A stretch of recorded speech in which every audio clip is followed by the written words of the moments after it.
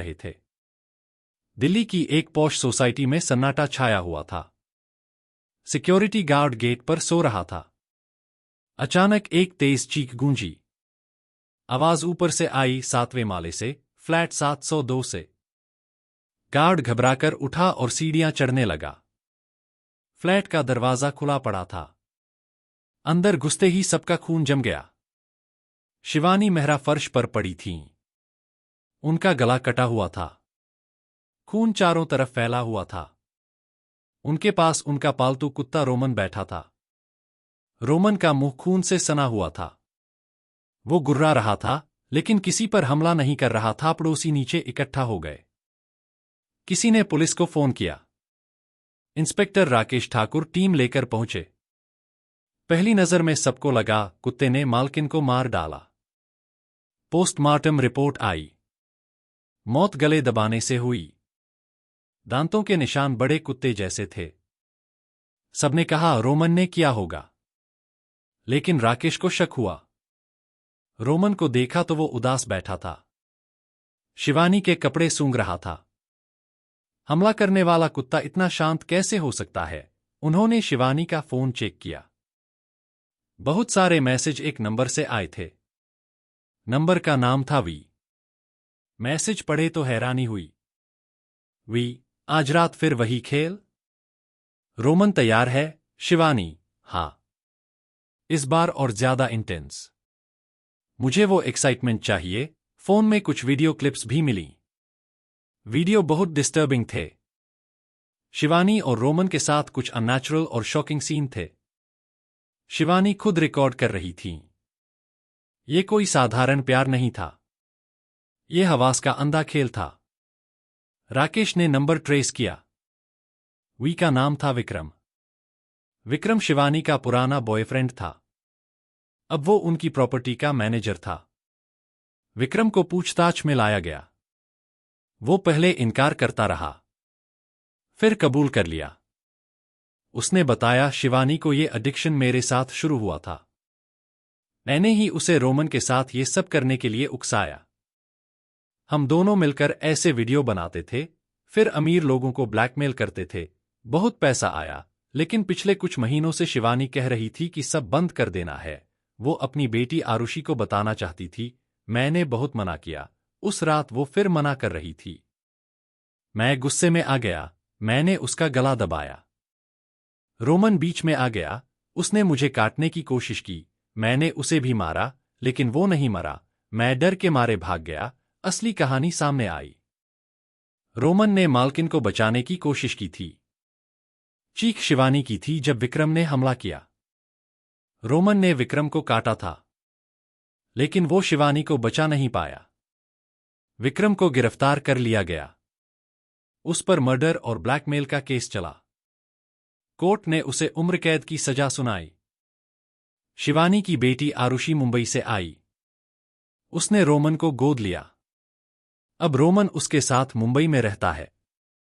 वो अब भी उदास रहता है, जैसे अपनी मालकिन की याद में खोया हुआ। इंस्पेक्टर राकेश कैमरे की तरफ मुड़कर बोले, हवास इंसान को कितना अंधा कर देती है।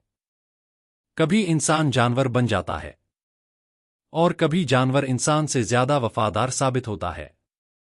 अंत। विक्रम को उम्र कैद की सजा सुनाई जा चुकी थी, लेकिन कहानी यहीं खत्म नहीं हुई। आरुषि, शिवानी की बेटी, मुंबई से दिल्ली आई। उसने रोमन को अपने साथ ले जाने का फैसला किया। रोमन अब भी उदास रहता था। वो हर रात शिवानी के पुराने कपड़े सूंघता और कराहता। कुछ हफ्तों बाद आरुषि को एक अनजान नंबर से कॉल आया। आवाज विक्रम की जेल से थी। वो जेल में था, लेकिन किसी तरह फोन मिल गया था। विक्रम ने कहा, आरुषि, तुम्हारी मां का सच अभी बाकी है। मैंने सब कुछ नहीं बताया। शिवानी का एक और राज था। आरुषि डर गई।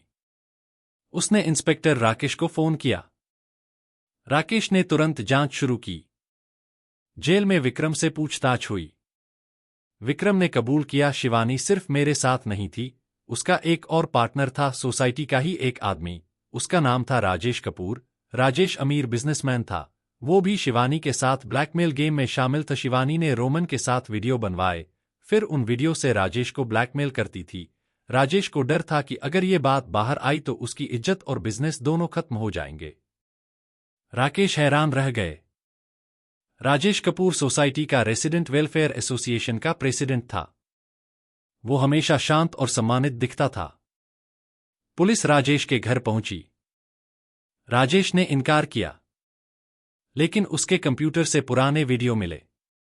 वीडियो में शिवानी और रोमन के सीन थे, और राजेश भी कई बार उन सीन में दिख रहा था।